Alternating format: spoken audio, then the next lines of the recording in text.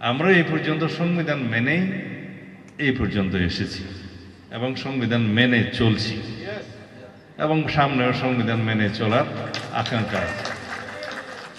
কিন্তু আমাদের বক্তব্য ছিল, যদি গণভোটের রায়কে আমরা সম্মান দিতে চাই, জাতীয় সংসদে আগে যেতে হবে, সেখানে আলাপ আলোচনা করতে হবে, আইন প্রণয়ন করতে হবে, সংবিধানে সেটা অন্তর্ভুক্ত করতে হবে।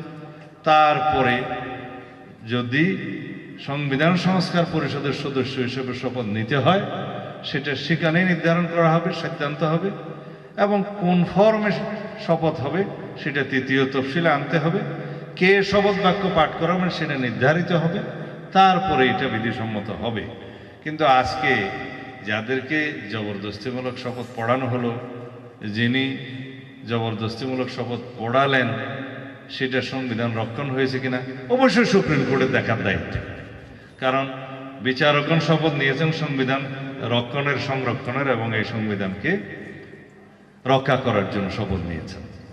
আপনারা তো কেউ সংবিধান রক্ষণের জন্য শপথ নেন নাই, আইনজীবী বৃন্দ তারা নিয়েছেন। সুতরাং সেই প্রশ্নটা আদালতে উঠেছে। আমাদের বক্তব্য অন্য জায়গায়। আমরা তো জুলাই জাতীয় সনদকে অস্বীকার করি না। জুলাই জাতীয় সনদের প্রত্যেকটা শব্দকে, অক্ষরকে আমরা ধারণ করি এবং আমরা সেটা প্রতিশ্রুতি দিয়েছি, জাতির কাছে অঙ্গীকারাবদ্ধ হয়েছি, আমরা সেটা বাস্তবায়ন করব। এমনকি সেই প্রতিশ্রুতির বাইরেও আমাদের নির্বাচনী ইশতেহার অনুসারে বিএনপি যে সমস্ত ইশতেহার প্রণয়ন করে জনগণের ম্যান্ডেট লাভ করেছে, সেই সমস্ত ইশতেহারেও যা কিছু আছে তা আমরা বাস্তবায়ন করব। তার মধ্যে আমরা উপরাষ্ট্রপতির একটা বিধান করার জন্য আমরা করেছি, ইশতেহার উল্লেখ করেছি। তা আমাদেরকে সেটা জনগণ ম্যান্ডেট দিয়েছে, আমরা সেটা বাস্তবায়ন করব। এরকম আরও অনেক কিছু আছে। শুধুমাত্র আমরা জুলাই জাতীয় সনদেই সীমাবদ্ধ থাকবো না। আমরা ইশতেহার উল্লেখপূর্বক যে সমস্ত বিষয়ে জনগণের ম্যান্ডেট প্রাপ্ত হয়েছে, সকল কিছু আমরা অঙ্গীকারাবদ্ধ, আমাদের প্রতিশ্রুতি আছে, আমরা সেটা বাস্তবায়ন করব। সুতরাং এখানে মিস ইন্টারপ্রিট করার কোনো সুযোগ নাই।